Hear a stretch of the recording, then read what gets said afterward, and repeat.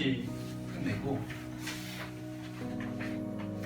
현대 소설 들어갈 건데 좀 쉽게 재미있게 그리고 남는 것 많게 수업을 하고 나중에 또 한번 토요일날 문제 풀어보도록 하겠습니다. 소설은 오늘하고 목요일 이렇게 두 번 강의한 걸 가지고 이제 토요일날 볼 거니까요. 이번엔 범위를 좀 적어요. 범위를 적은 대신에 토요일날 현대시보다 조금 더 재미있는 문제들로 그때도 여러분들이 좀 문제를 풀면서 조금 어려웠던 문제, 헷갈렸던 문제였을 텐데 요즘도 마찬가지 그런 문제를 좀 해보겠습니다. 자, 일단은 우리 들어가기 전에 간단하게 우리 현대 소설의 흐름 먼저 설명을 좀 한 다음에 이 여기 나와 있는 작품 구체적으로 좀 볼 텐데 일단 중요한 게 뭐냐면 우리 현대소설 같은 경우에는요 그 이전에 고전 소설이 개화기를 거쳐서 현대소설로 이제 오는 과정을 잠깐 여러분들 보셔야 돼요. 일단은 고전 소설이 개화기에 신소설이라는 과정을 거치고 나중에 이것이 현대소설로 정착을 하게 되는데 일단 우리가 봤던 고전 소설요 앞으로 이제 볼 거지만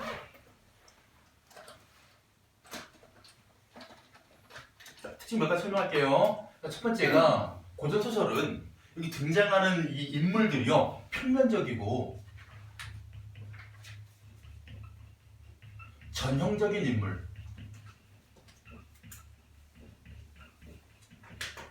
평면적이라고 하면 성격의 변화가 없는 하나의 성격만 지닌 인물, 그리고 전형적인 인물하게 되면 착하다, 악하다, 효자다, 정절을 지킨다, 충신이다 라는 대표적인 인물이 나와요.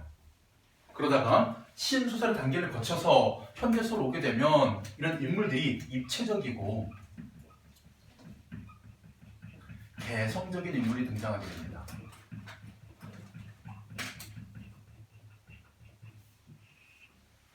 그래서 성격이 변화하기도 하고 혹은 충신, 효자, 연륜 이런 게 아니라 자기만의 독특한 성격을 지닌 개성적인 인물이 현대소설에서 등장하게 된다는 거예요. 두 번째 고전소설에서 현대소설 오면서 달라지는 게 뭐가 있냐? 시점이요. 고전소설은 대부분 전지적 작가 시점이 많이 나옵니다.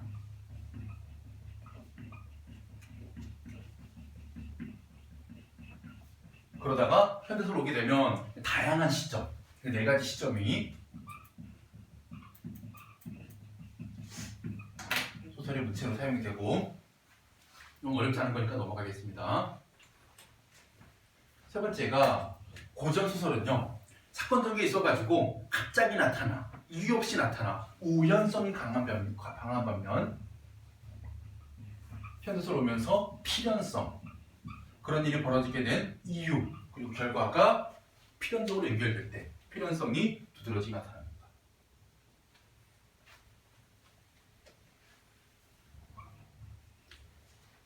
고전소설 대부분 행복한 결말인데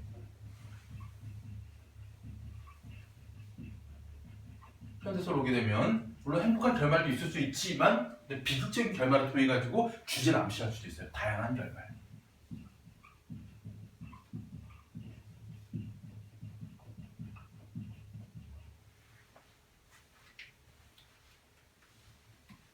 자, 이렇게 고전소설에서 현대소설로 넘어오면서 인물의 시점에 그리고 작품의 내용 구성이 있어가지고 다양한 변화가 나타나고 그 다음에 여러분들 소설하게 되면 우리 시도 그런 것처럼요 소설의 요소를 먼저 점검을 하고 내용으로 들어가야 돼. 그러니까 소설은 예전부터 내가 단골로 물어보던 건데 소설의 3요소 인물 사건 배경이라고들 얘기하더라고. 이게 아니라? 아니라? 뭐였더라? 소설의 3요소 그들이 다 외면하는 거 봐. 여보세요. 이 인물 사건 배경은 소설에서 주제, 무체, 구성 이게 소설의 3요소고 소설 구성의 3요소가 인물 사건 배경이에요.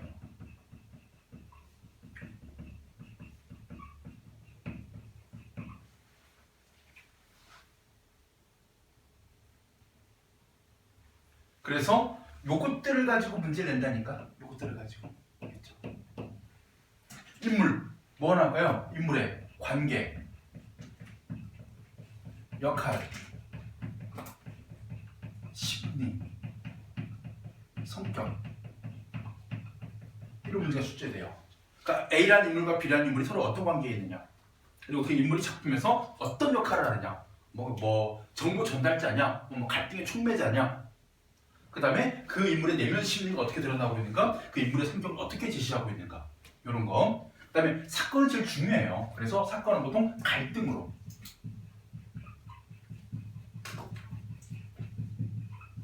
그래서 이 작품에서 갈등은 어떤 원인으로 발생되었고 어떻게 해소되는가, 그러니까 문제로 출제가 되고,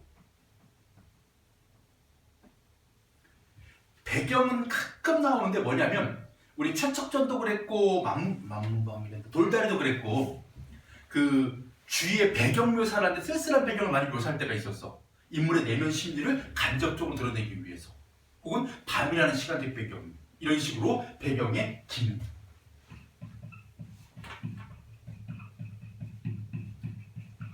자주 출제되는 단골 문제고, 문책. 이건 소설에 무조건 나옵니다. 서술상 특징.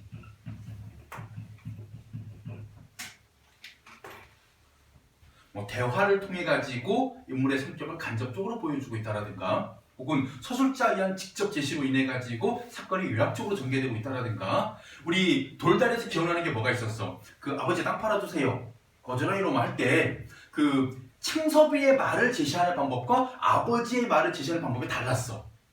창섭의 말은 서술자가 요약적으로 제시해주는 반면 아버지의 말은 직접 아버지 목소리 들려줍니다. 그래서 서술자가 창섭보다는 아버지 편이구나, 직접 아버지의 이 말, 아버지의 그 심리를 다 보여주려고 하는 거지. 그래서 독자들이 더 공감할 수 있도록, 이런 것도 다 서술상 특징에 들어가요.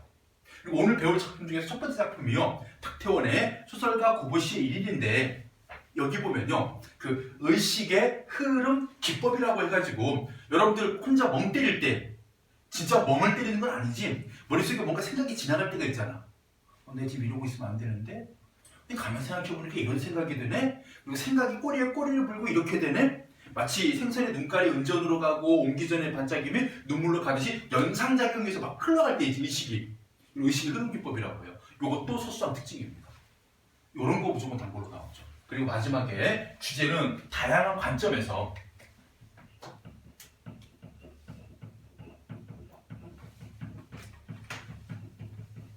반영론적이든 표현론적이든 표현론적이든 간에 다양한 관점에서 이 작품을 통해서 작가가 말하고자 하는 바,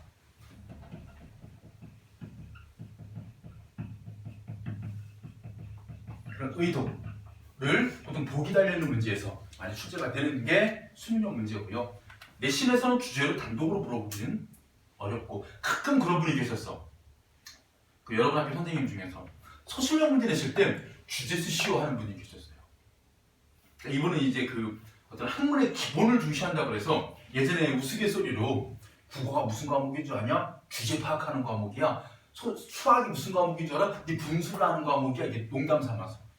근데 주제 파악, 분수라는 걸 원래 딴 말로 쓰이지만 그만큼 국어는 주제가 중요하다. 이런 식으로 해서 주제를 직접 쓰라고. 그래서 예전에 엄마의 말뚝에 주제를 쓰시오 하고 서술형 문제를 냈던 적이 있었어요.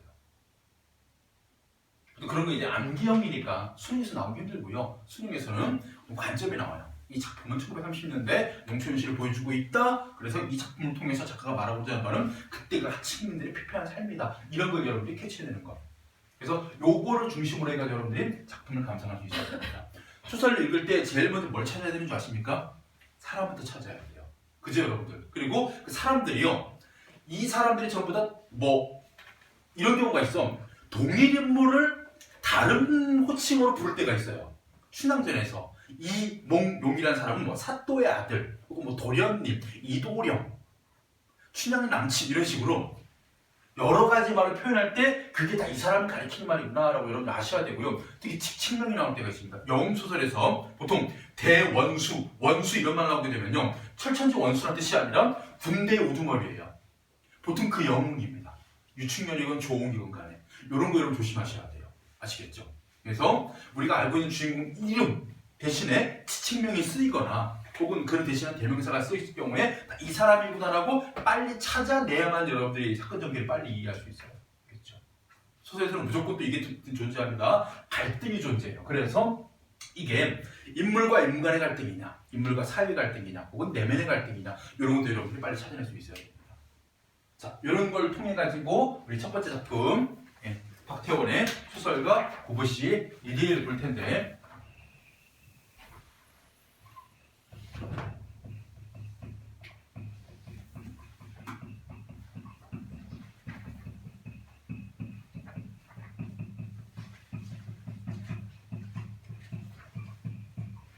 일단 소설 파트 같은 경우에는 뭐 소설 전문을 다 실을 수 없었기 때문에 자주 출제가 되는 부분, 혹은 이 작품에서 주제의식이 발견되는 부분을 골라서 지금 수록을 해놨고, 그래서 뭐 전략, 중략, 후략 이런 말들이 쓸 수밖에 없고요. 일단은 제가 간단하게 이 작품의 줄거리 설명을 먼저 해드릴 거예요. 이 작품 이런 작품인데 여기 수록된 부분은 그 중에 어느 부분입니다 라고 얘기를 하고, 그 다음에 이제 읽어가면서 이제 중요한 구절이라든가 시험에 출제되는 문장들 같은 걸 줄 그어서 적고, 마지막에 여러분 현재 시험 달라진 점이 있죠. 박스를 다 채워놨어요. 그래서 그 무의미한 시간을 좀 아끼려고 미리 다 채워놨기 때문에 여러분 꼼꼼히 읽어보셔야 됩니다. 아시겠죠? 그러면서 이 수업을 좀 진행해 나가도록 할게요. 참고로 박태원 씨가 1930년대요. 이 사람 기억해야 될 사람입니다. 세태 소설가라고 해서, 세태, 그 당시 세상의 모습을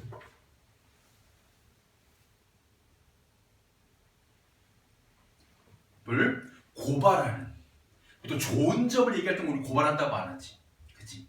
뭐야? 부정적인 거, 뭐 비판적인 것을 고발하는 소설을 세태 소설이라고 해요. 한 인물을 붙잡아 놓고 있잖아요.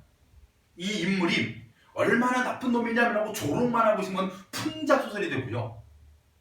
사회의 모습, 이건 한 개인의 문제가 아니라 이 당시를 살아가는 사람들의 모습들을 전반적으로 그리시면 세태 소설이라고 해요. 근데 이것이 꼭 부정적인 것만이 아니라 부정, 긍정의 감정 없이 그냥 정말 그냥 마치 현실을 똑대가 옮겨놓으면 그때는 이제 리얼리즘 소설, 사실주의라고 하고. 참고로 이게 1930년대 소설인데 선생님 그러면 이거 20년대 건 어디 갔나요? 일부러 뺐어요 지금.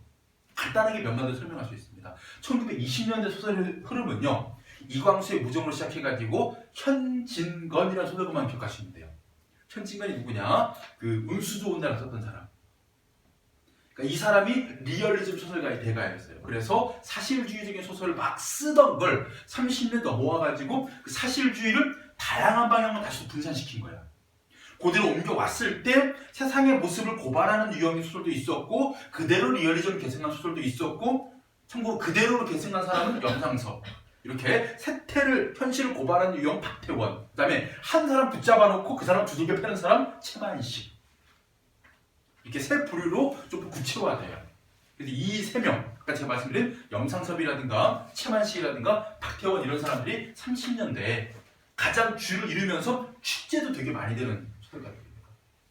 자, 그럼 박태원이 소설가 구보시의 일일이라고 되어 있는데, 여러분 여기 보시면요, 구보 보이시죠? 구보.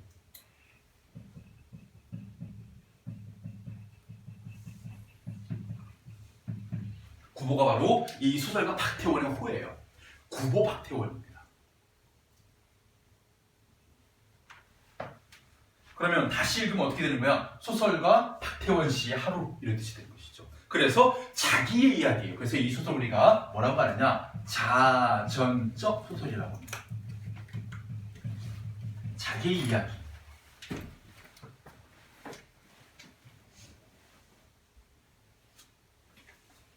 이 작품은요, 줄거리라고 할 것 없이 그냥 간단하게 정리해드리겠습니다. 뭐가 나오느냐? 바로 이 구보 박태원 씨가요, 집에서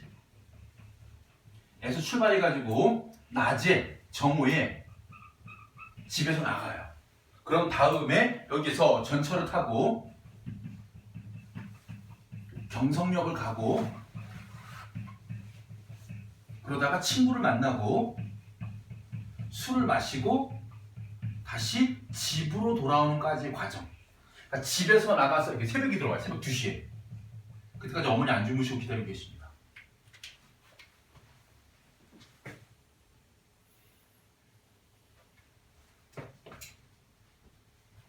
이런 하루 종일 뭐 하면서 특히 이 앞부분이 중요해요. 뒷부분보다는 서울 거리를 배회하면서 그가 지니고 있는 내면 의식을 주로 소설한 소설로, 그래서 이 소설은 의식의 흐름 기법, 아까 제가 말씀드린 이 서술상 특징으로 소설이 전개가 됩니다. 그래서 제가 지금 수록한 부분이 이 부분이에요. 이 부분. 전철에서 내려서 경성역 쪽으로 가는 부분.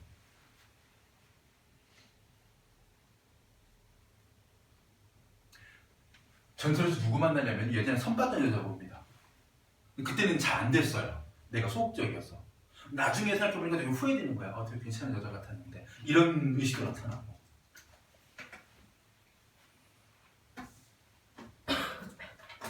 자, 경성역으로 가는 부분부터 시작됩니다. 9번은 고독을 느끼고 사람들 있는 곳으로, 약동하는 무리들이 있는 곳으로 가고 싶다고 생각한다. 그는 눈앞에 경성역을 본다. 그래서 경성역에 바로 이 구보 씨가 찾아가게 된 또 다른 공간이 됩니다. 그곳에는 마땅히 인생이 있을 게다. 이때 인생은요,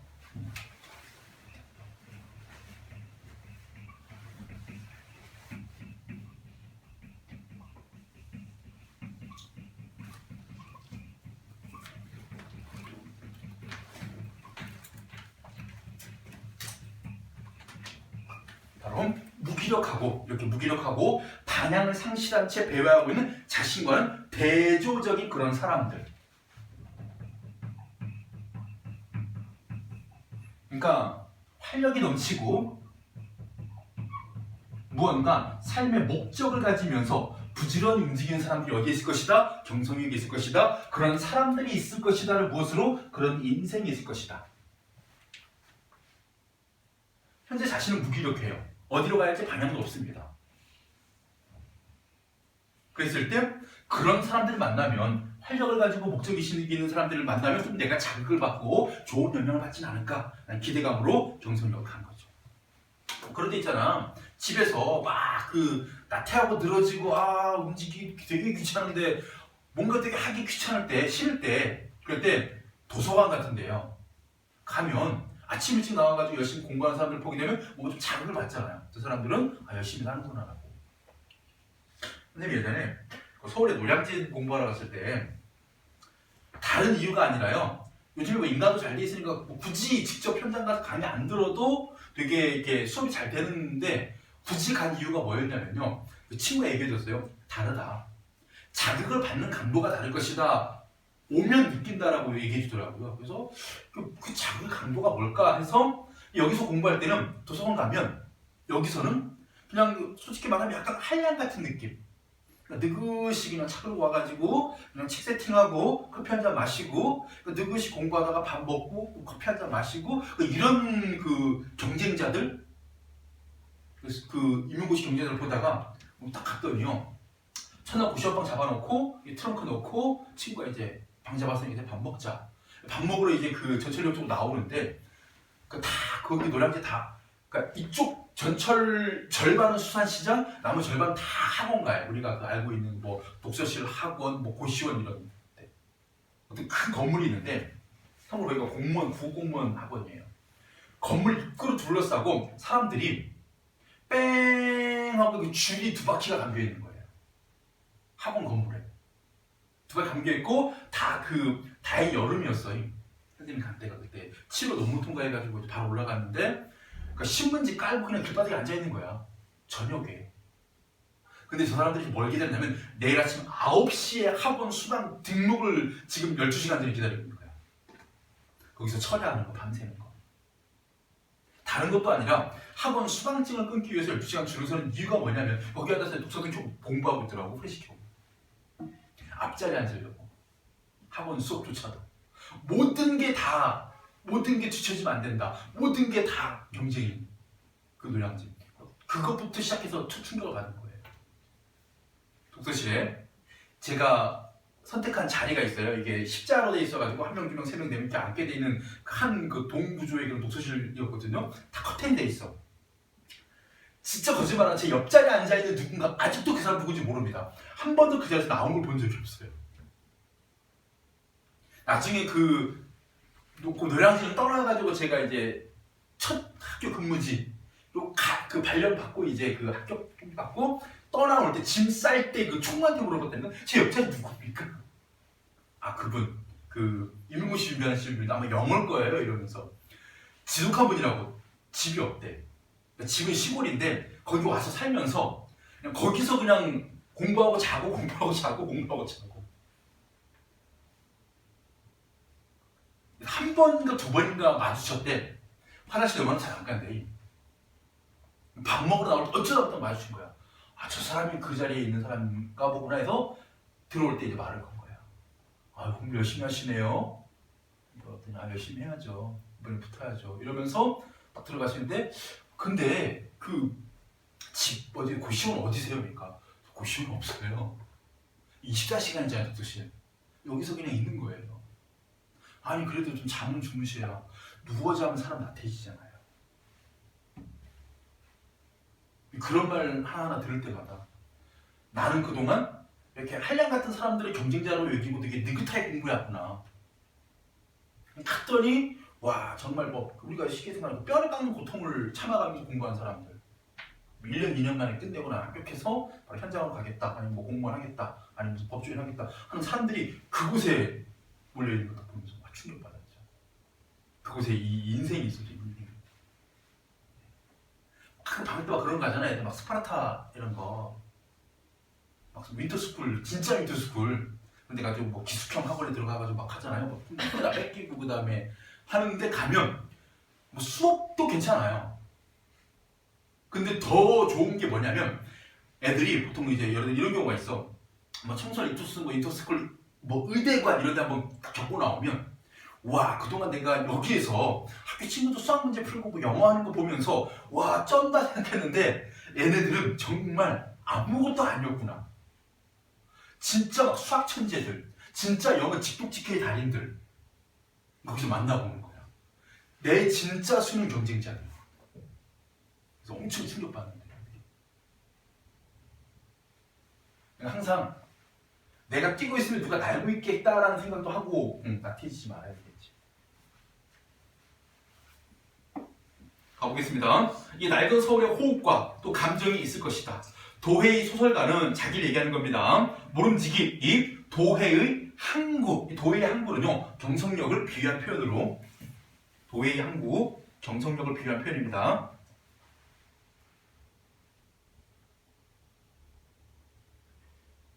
친하여야 한다. 왜 그러냐면 30년대 소설가라면 모름지기 이런 도해의 항구인 즉 목적의식이 있고 열심히 사는 수많은 사람들 오고 가는 경성역에 와서 많은 사람들을 관찰해야 뭐가 생긴다는 얘기예요? 소설의 이야기거리가 생긴다. 그러나 물론 그러한 직업의식은 어떻든 좋았다. 다만 고본은 구독을 3등 대합실 군중 속에서 피할 수 있으면 그만이다. 바로 뭐하는 것? 고독을 피할 수만 있으면.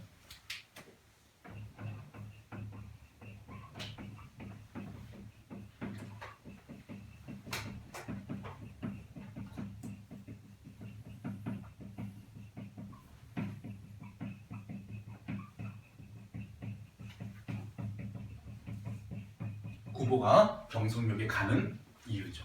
뭐 하려고? 자신의 고독을 피하기 위해서. 사람들이 많이 있으면 그 사람들 인파 속에 있으면 나는 적어도 고독을 느끼진 않을 것 같다라는 생각이죠.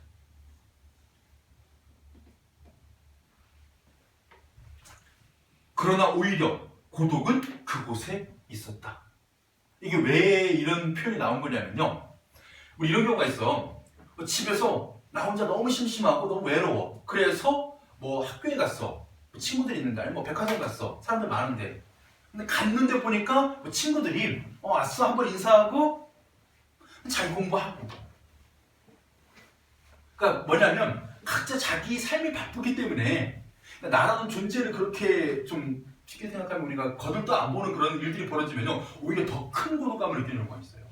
사람은 정말 많은데 이 사람들이 뭐 하는 거예요? 그러니까 다른 사람에 대한 관심도 없고 인간미가 상실된 채로 각자의 삶에만 분주할 경우에는 오히려 혼자 있을 때보다 더 큰 고독감을 느끼게 된다는 이 표현이 바로 고독은 그곳에 있었다.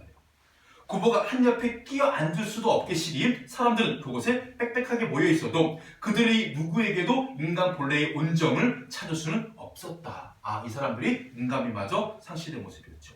그네들은 거의 옆에 사람에게 한마디 말을 건네는 도 없이 오직 자기네들 사무에 바빴고 그리고 간혹 말을 건네도 그것은 자기네가 타고 갈 열차 시각이나 그러한 것에 지나지 않았다.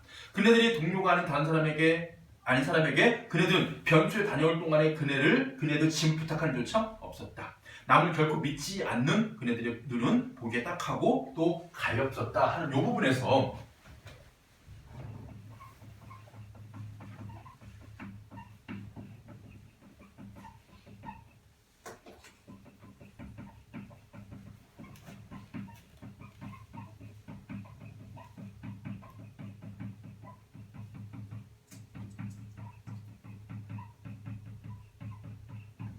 바로 인정이 메마른 이 세태에 대해서 비판과 안타까움의 정서가 나타난 부분이죠.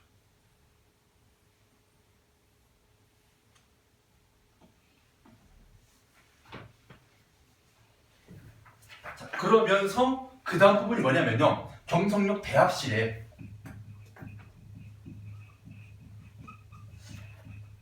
사람들을 차근차근 병렬적으로 한 명 한 명 관찰하기 시작합니다. 이 사람을 관찰할 때 첫 번째 본 사람이 누구예요? 노파, 늙은 할머니. 이걸 가장 먼저 발견합니다. 누구 집에서 드난을 살다가, 그러니까 무슨 일종의 식모 같은 거 청소하면서 더부살이 하다가 늙고 트들한 몸을 이끌어서 넉넉지 못한 시골 또는 딸네 집에 가는 것일지도 모른다라고 이 노파에 대한 관찰과 상상. 다음에 시골 신사.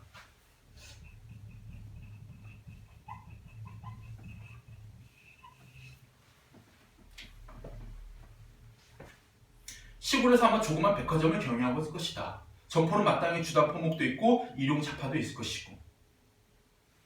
그런데 중요한 건 뭐냐면요. 그의 얼굴에서 부종을 발견합니다. 붓기. 그래서 저 사람 병자구나. 아픈 사람이구나 해서 자리를 피해요. 자리를 피해서 딴 곳에 가봤더니 그곳도 마찬가지 전부 다 병자였어요. 그래서 40여 세의 노동자를 발견하게 되는데 노동자의 어려운 한자말이 있는데 해석해 드리겠습니다. 전경부의 광범한 팽용, 이거 되게 말 어렵죠. 경자가 목경자예요. 그래서 목 앞부분 여기입니다. 여기에 광범한 아주 넓은 팽용, 부풀어오름, 돌출한 안구, 또 손등에 경미한 진동, 분명 바제도병이었다.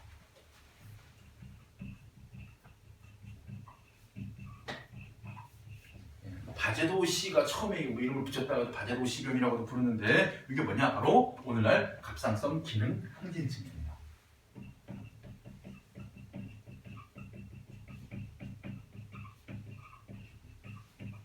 그러니까 이런 것들을 관찰하는 거죠. 그러다가 다시 젊은 안악을 보고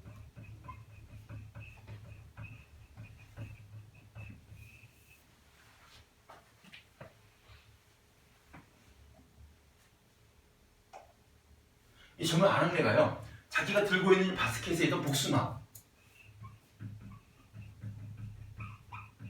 그러니까 떼굴떼굴 굴러가는데 어디까지 굴러갔냐면 그 병자, 아까 이 바제도병을 앓고 있는 노동자 앞으로 딱 굴러가자 이 안악내가 죽기를 단념하는 거예요. 이 안악내도 이렇게 그러니까 목이 이만큼 부풀어 있었는데 실제로 보면 얼마나 이게 좀 무섭겠어. 그래서 울고 가는 거야. 그래서 이거를 본 순간 이거 재밌다. 그러니까 소설가들은요 뭔가 이제 재밌는 사건의 어떤 이런 모습 양상이 보이면요 그거를 메모하려는 습관들이 많이 있대요. 그래서 노트를 꺼내서 뭔가 적으려고 했더니 모자를 쓰고 린넨 셔츠 양복을 입은 사람이가 또 나를 의심한 눈치를 봅니다. 그래서 제발 또 단념을 하죠. 그리고 다른 곳으로 이동하게 됩니다. 이런 식으로 경성역 대합실에서 바라본 사람들에 대한 관찰을 통해 가지고 이 다양한 현대인들의 양상을 보여주는 것입니다. 그 현대가 30년대 현대인이에요. 겠죠?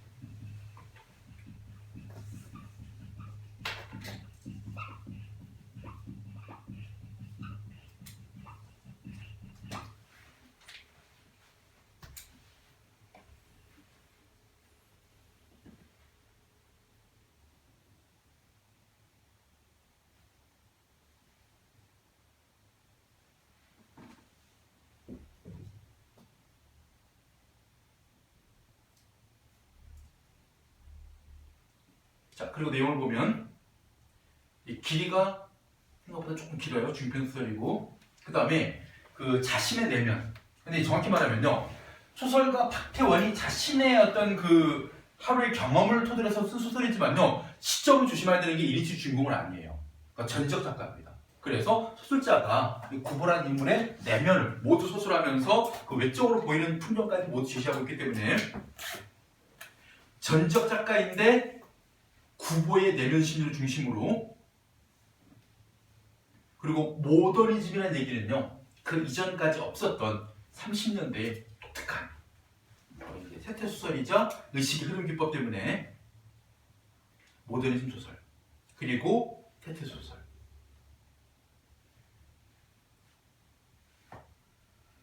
자, 그리고 배경은 30년대 공간 서울 시내, 시점 전작가 시점. 자, 특징 세 가지 중요합니다. 첫 번째, 당대 서울의 모습과 세태를 구체적으로 보여준다. 두 번째가 요거예요. 아침은 아니지만 처음에 집을 나와서 새벽에 다시 집으로 들어가요. 그래서 집에서 나와서 다시 집으로 돌아가는 거 우리가 회귀형 구조 혹은 뭐 여로 구조 이렇게 얘기합니다. 그래서 하루에 걸쳐 원점으로 회귀하는 여로 구조로 보인다.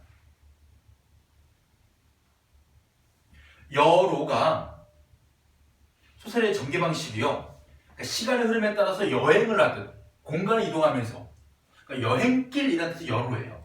제시하는 방식 우리가 여로형이라고 하고, 이 작품 말고 저 뒤에 가보면 아마 제 기억으로 7번이었을 거예요. 황석영 산포 가는 길. 요 작품도요, 제목이 산포 가는 길이고 7페이지 오른쪽 밑에 보시면 특징이 1번에 정씨가 고향을 찾아가는 여로를 중심으로 사건이 전개된다. 이런 거 여로형 소설이고요. 또 하나 여로형 소설의 구조를 보이는 작품 중에 하나가 그 이호석의 메밀꽃필 무렵. 그러니까 허생원과 조선달과 동의가 그 이 장터에서, 그러니까 대화장에서 봉평장으로 이동하는 그 밤길 있잖아요. 이런 것도 마찬가지 그 이동 과정에서 우리가 여행이라는 의미가 나타나기 때문에 여로형 소설을 이렇게 부릅니다. 자, 다음에 두 번째, 최만식의 태평천하.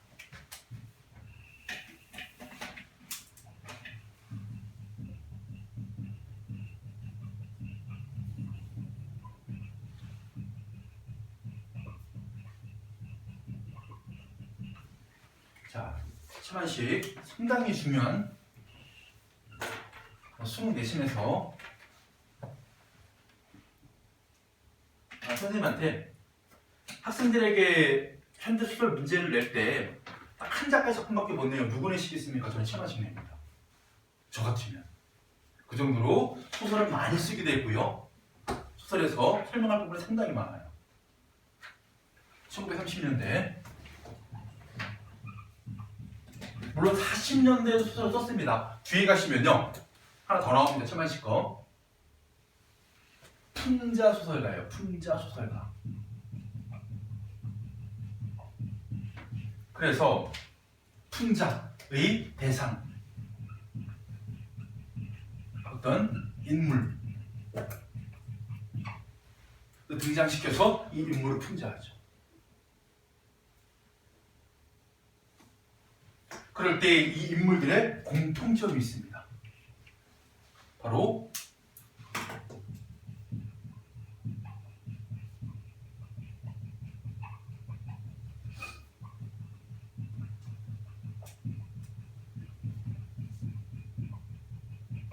왜곡된 역사인식을 지니며, 왜곡됐다는 얘기는요, 잘못된, 일그러진 역사인식을 지녔고, 물질 만능적인 속물적이고 자기밖에 모르는 이기적인 인물을 등장시켜서 철저하게 풍자하는 게 최만식의 특징이에요.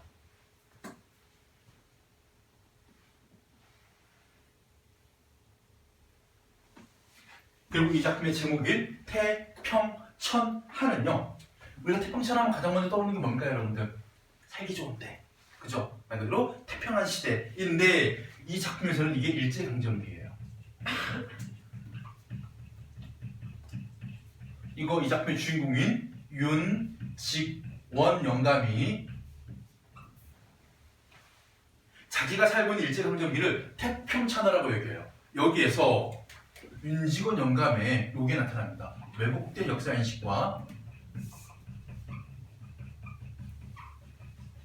더불어서 일제강점기면 우리에게 가장 힘들고 가장 어렵고 부끄러운 시대잖아요. 그것을 태평천하라고 한다. 여기에서 반어적 의미의 제목.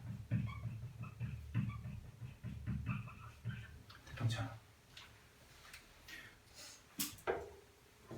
우리 소설 중에서 제목이 반어적인 거, 이거 말고 아까 제가 잠깐 쓱 지나갔던 소설가의 쓱 지나간 소설 운수조, 김천지 인력거군 생각나시죠?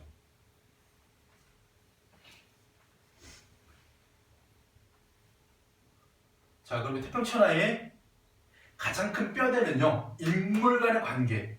아까 얘기했던 이런 거. 자, 보겠습니다. 일단 어느 집안이 있었는데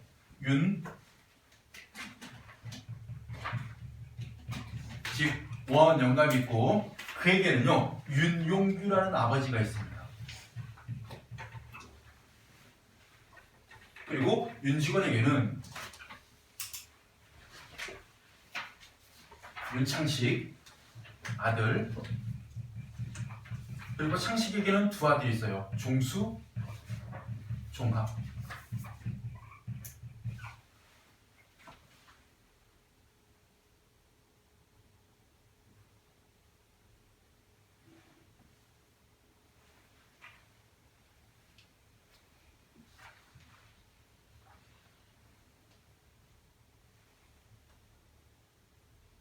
그래서 윤직원이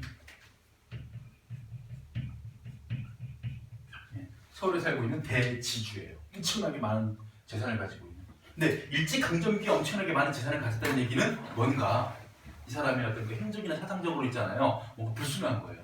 그런 상황 속에서 뭐 하느냐? 자기의 아들 또는 손자들에게 기대감을 갖습니다. 근데 중요한 거 뭐냐? 보통 아버지가 이렇게 잘 나가고 특히 할아버지 때부터 좀 살만했거든요. 그러면 얘네들이 보통 정신이 안 좋아요. 그래서 윤창식이 이런 걸로 집안의 재산을 탕진합니다. 그래서 윤직원이 야, 넌 X. 거기다가 또 큰 손자인 종수더러요. 너는 군수가 돼야 된다. 높은 고위공무원이 돼야 된다. 라고 얘기했는데 얘도 마찬가지입니다. 삐리삐리해요. 얘도 맨날 여자 끼고 놀고 술 먹고 도박하고.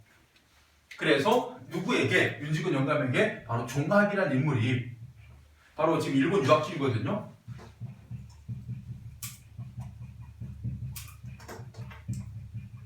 뭐가 되라고? 뭐가 되라고 얘기합니까? 뒤에. 그 페이지 넘겨보세요.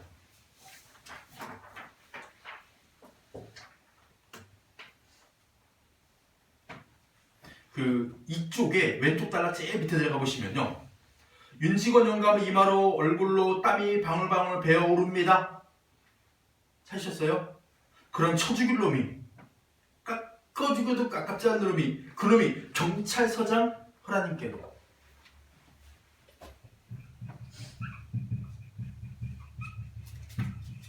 뭐해라, 일본 유학을 끝내고 나서 경찰서장이 되어라. 무슨 경찰서장이에요? 일제치하의 경찰서장이 되어라 라고 기대를 했는데 그 기대를 무너뜨리는 게 이 작품의 핵심이에요.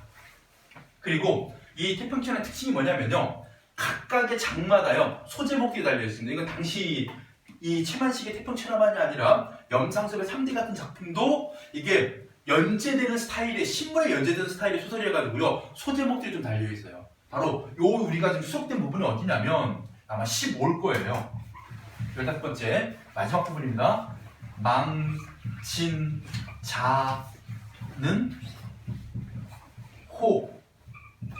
호야니라가 15의 표제목이에요. 망친자는 호야니라.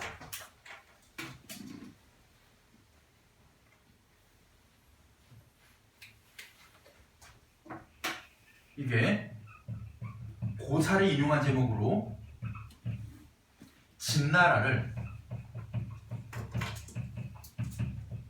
망하게 할 자는 누구다? 호.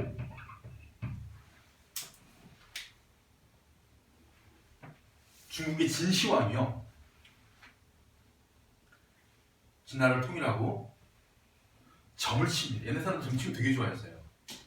우리 용비어 친구들 보면 뭐 복년이 가히 없으시니 해가지고 국가의 운명을 점 치잖아요.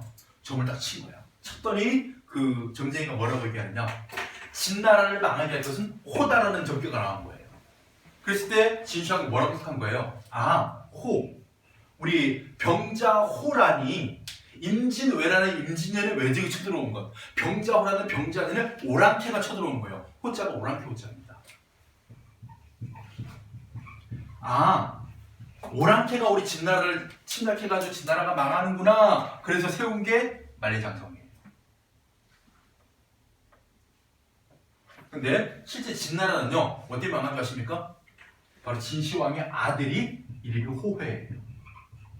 아들이 진나라를 망하게 합니다.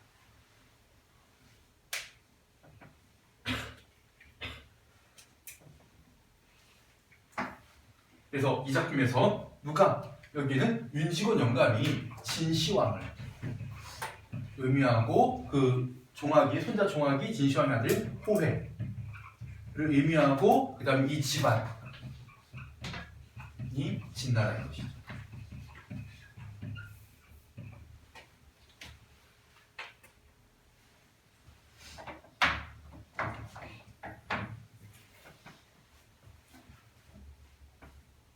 자, 내용 볼게요.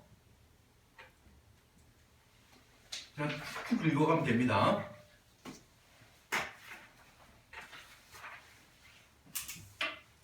마침 이때 마당에서 점잖은 탁 튕긴 소리가 납니다. 창식이 윤주사가 바로 이 윤직원의 아들 윤창식 윤주사예요. 조금 아까 일어나서 간밤에 동경서 온 정보 때문에 억지로 큰덱 행보를 하던 것입니다. 참고로 이 작품의 말투를 보시면요.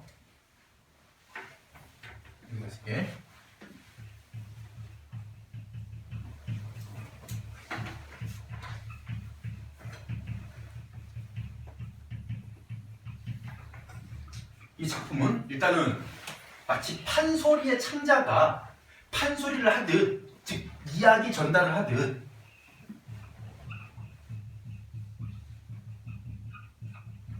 독자를 존대하면서 이랬습니다, 저랬습니다 라고 전개가 돼요.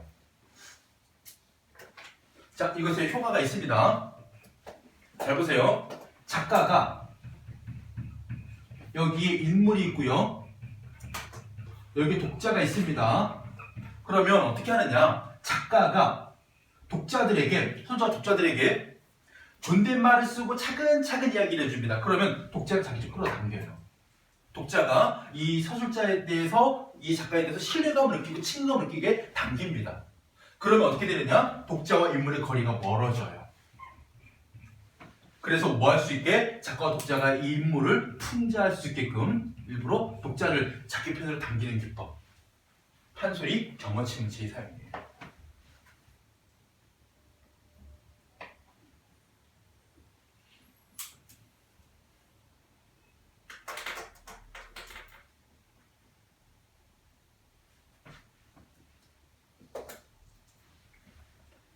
어젯밤에 동경에서 전보가 왔어. 아버지인 윤창식에게. 그래서 아버지가 전보를 했고 큰일 날 내용이야.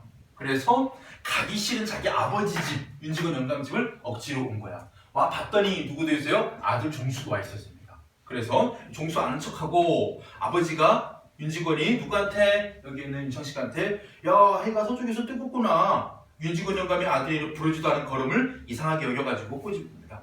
어터로 오냐? 돈 달래러 오지? 동경서 정보가 왔는데 그 다음 괄호 쳐보세요. 지체를 바꾸어부터 괄호 쳐보세요. 지체를 바꾸어. 윤주사는 점잖고 너울은 아버지로 윤직원 영감을 속상하고 경망스러운 어린 아들로 들러놓았으면 꼭 맞겠습니다. 까지 괄호 쳐보세요. 지금 두 인물의 대화와 양상을요. 서술자가 개입을 해서 이러면 좋겠습니다 라고 얘기하는 부분이거든요. 우리가 이것을 편집자적 논평이라고 부르는 부분입니다. 편집자적 논평. 서술자 개입의 다른 말입니다. 편집자적 논평.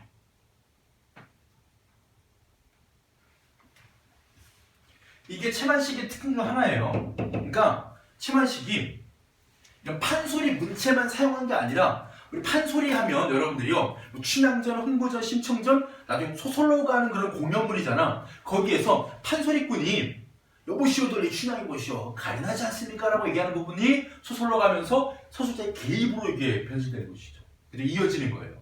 그런 양상이 소설에 그대로 적용돼가지고 채만식의 소설에는 서술자 개입이 상당히 많이 나옵니다. 동경서 전보 종학이 놈이 경시청에 붙잡혔다고요. 응어? 자, 전보.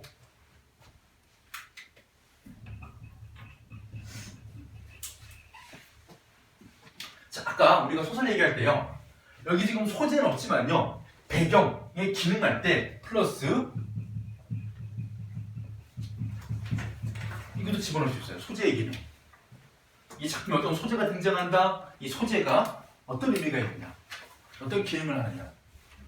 대표적인 게 우리 채책점 공부할 때 틈소소리의 기능, 조선말을 읊은 시의 기능, 꿈의 기능 이런 거 있잖아요. 처럼 이 작품 마찬가지죠. 전보 크게 4가지 기능이에요. 상당히 중요하죠. 자, 첫 번째 이 작품에서 전보는 사실 전달. 바로 손자인 종학이 검거됐다는 소식을 전해주는 기능. 두 번째 기능입니다. 서사전개. 있어서 지금까지는요 할아버지의 기대를 한 몸에 받고 잘 흘러왔던 그런 사건이 갑자기 확 뒤집어집니다. 극적 반전을 유도하는 기능.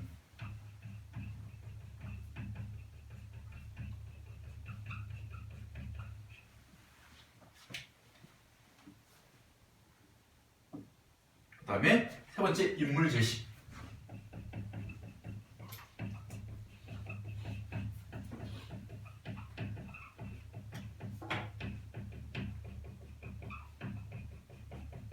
자, 이 작품에서 이 소설 전체에 등장하는 인물 중에 유일하게 긍정적인 인물이 종학입니다. 일제강점기에 이 집안 사람들 다 뭐예요? 어쨌든 일제 빌부터 쓰니까 일제 눈밖에 나지 않은 했으니까 이런 많은 재산을 모으고 이렇게 술 먹고 도박하며 살아가고 있는 거 아니에요? 그럼 와중에 유일하게 종학만은요 일본 가가지고 자기가 부잣집 자식이라는 것에 환멸을 느끼면서 독립운동을 해요. 사회주의 독립운동을. 그래서 경찰청에 잡힙니다. 일제강점기 때 이렇게 수감을 했다는 것은 뭔가 의론이 했다는 얘기예요. 그 유일하게 긍정적인 인물이 종학을요 전면에 등장을 시키지 못합니다. 일제의 검열 때문에. 그래서 간접적으로 제시하기 위해서 전보를 통해서만 종학이라는 인물이 그냥 존재하고 있다를 보여주는 기법이고 실제로는 등장을 못합니다. 이 작품의 유일하게 긍정적인 인물이자 사회주의 운동을 한 인물이기 때문에 간접적으로 인물을 제시하기 위한 방법. 마지막으로 이 작품의 주제 암시. 집안과 윤직원의 몰락을 암시하는, 몰락을 예고하는 전법. 이 집안의 유일한 마지막 윤직원의 희망이었던 누구? 윤종학이 경시청이 잡혔다는 얘기는 이 집안의 희망이 끝났다는 얘기예요.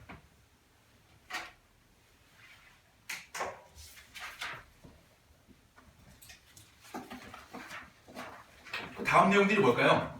그 뭔 소리냐?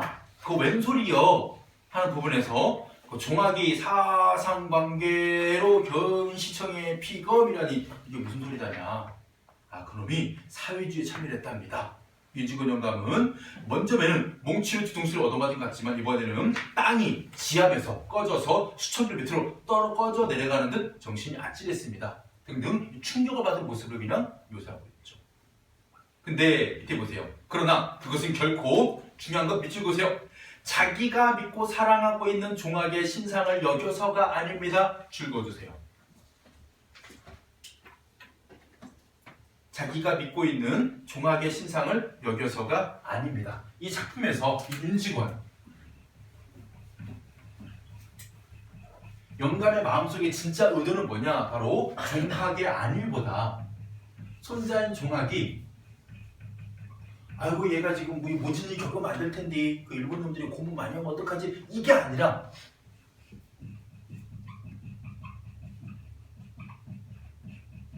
아이고 그놈이 경찰서장이 돼야 우리 집 재산 계속 지킬 수 있는데 권력을 가지고 있어야만이 내가 이 부를 계속 누릴 수 있는데 나는 자신의 영단을 더 중시하는 그런 인물이에요.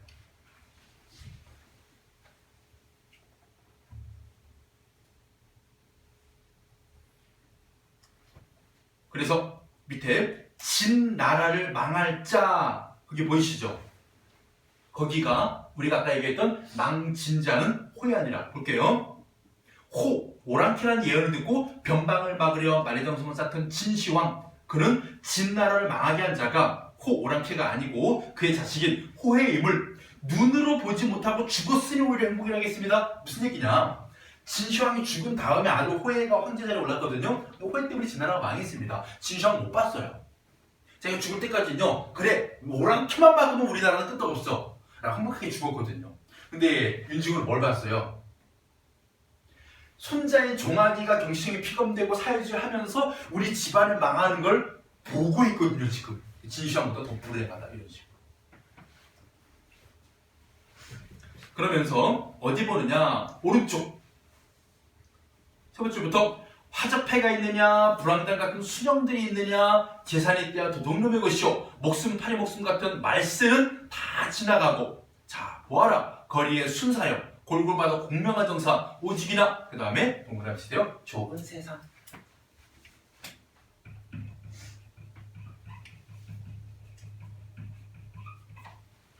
내려가겠습니다. 남은 수십만 병 동병을 해서 우리 조선놈 보호해주니 오죽이나 고마운 세상이여. 고마운 세상 동그라미.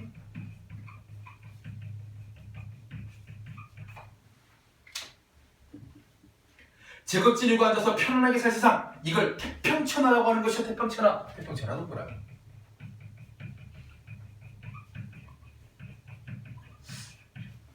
이게 바로 이 작품에서 윤지권 영감이 품제 대상이 되는 가장 큰 이유입니다. 바로 일제강점기란 이 현실을 태평천하라고 좋은 사람 여기고 있는 왜곡된 역사인식.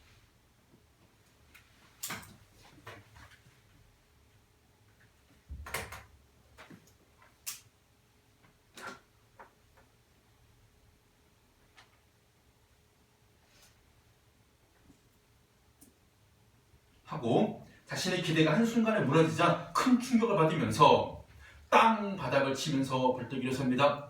몸짓이 어떻게든 일어나 걸걸하든지 방금 발광이 되는가 싶습니다. 아닌 게 아니라 모여선 식구들은 방바닥 치는 소리에도 놀랐지만 혹시 이 어른이 상성, 그러니까 뭔가 잘못되지는 않을까, 이익으로 인해 실성하지는 않을까 하는 의구의 빛이 눈에 나타나면 가리지 못합니다. 착착 깎아주길로. 네. 놈을 내가 편지해서 100년 징역 살라고 할걸, 100년 징역 살라고 할 테여 하면서 뭐합니까? 절규에 가까운 울음을 짓습니다. 그리고 마지막 문장 줄거기요. 마치 장수의 죽음을 만난 군졸들처럼.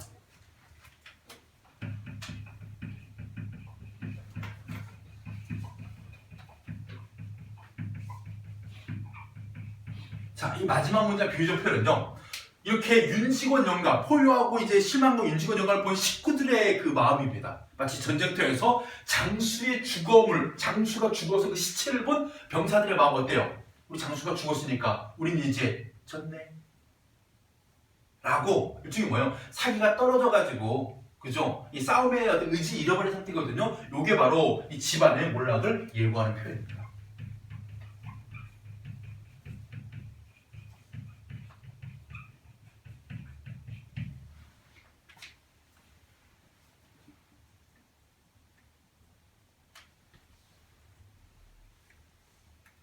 이것도 상당히 중요했던 작품이었고요, 여러분들.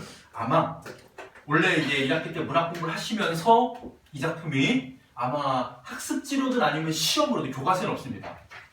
연계된 작품이에요. 왜냐면 우리가 미스터방을 교과서에 만들 거거든요. 자, 갈래 중편 소설이고 풍자 소설이면서 풍자적인 건 윤직원 영감에 대한 서술자의 태도가 풍자적이고요. 반어적인 건 제목이 반어적이에요. 상황도 반어적입니다. 얘들아, 우리가 반어적 상황할 때, 반어적이다라는 말은요, 언어적인 반어도 있고요, 상황적인 반어도 있거든요.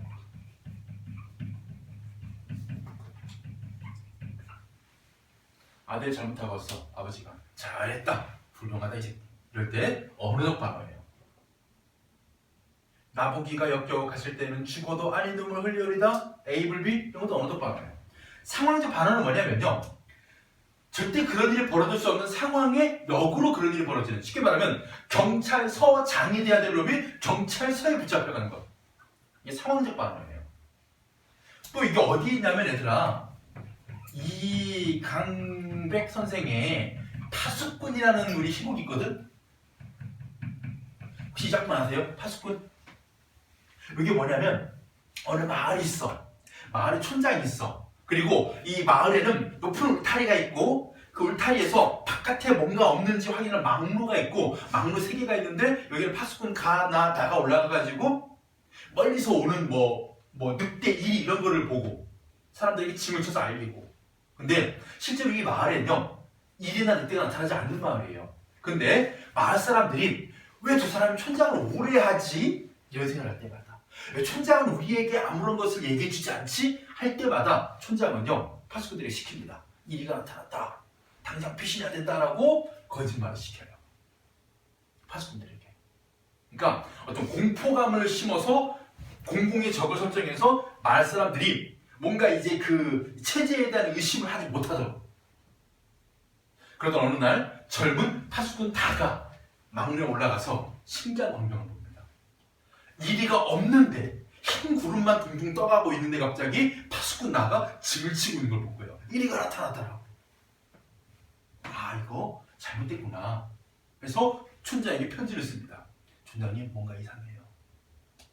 분명 제가 본 거 흰 구름뿐이었거든요. 근데 파수꾼이 이리가 나타났다고 짐을 쳤어요. 근데 그 편지를 전해주던 이 전달자가 편지를 봐버립니다. 그래서 사람들이 소문을 내기 시작해요.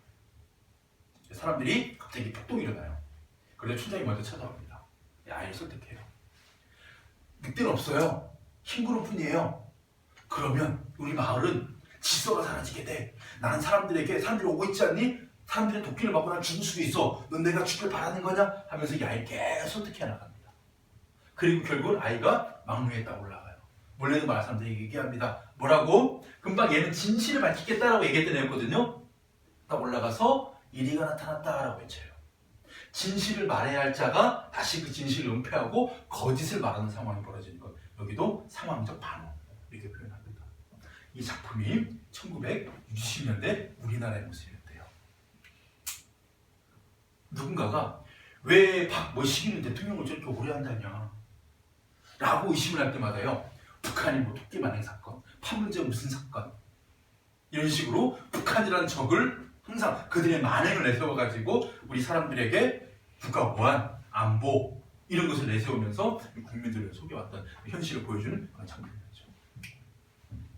이 작품에서도 이게 상황적 반어라는 거 여러분 아까 설명을 드렸습니다. 기억을 해두시면 될 거예요. 자, 그리고 1930년대 후반에 어느 대지주 집안의 이야기를 통해서 특징, 비유, 윤직원 영감이 막 그 놀래는 부분, 그다음에 막 절규하는 부분을 어떤 동물에 비유하거나요, 혹은 쾅 소리가 난다라고 과장을 하거나, 제목과 윤직원 영감의 현실 인식에 대한 반어적 표현이거나, 혹은 인물을 우스꽝스럽게 만드는 희화화를 통해 가지고 인물을 격하, 그의 격식을 품격을 떨어뜨려서 독자 웃음을 유발하는 표현기법. 첫 번째.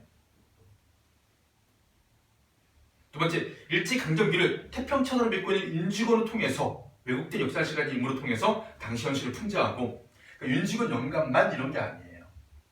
앞으로 최만식의 소설에 등장하는 수많은 인물들이요, 이런 이 성격을 가진 인물들이 많이 등장합니다. 세 번째입니다. 경어체를 사용하여 판소리, 창자와 같은 효과를 나타낸다. 그게 뭘까요? 요 효과입니다. 독자들을 자신의 편으로 끌어당겨가지고 일종의 포섭을 하는 거예요. 내가 재밌는 얘기 해줄게, 맛있는 것도 사줄게, 그리고 막 다정하게 얘기를 해요. 그러면서 앞으로 어떤 인물을 하나 설정한 다음에 얘가 말이요 이러는 기법이에요. 독자들이 절대로 누구에게, 윤식원 영감에게 뭐하지 않도록, 동정심이 느껴지지 않도록 당겨요. 주제입니다. 일제강점기 한 지주 집안의 세대 간 갈등과 이로 인한 가족의 분배. 다루고 있는 작품이죠. 쉬었다가 중요한 작품입니다. 김유정의 만무방 쪽으로 넘어갑니다.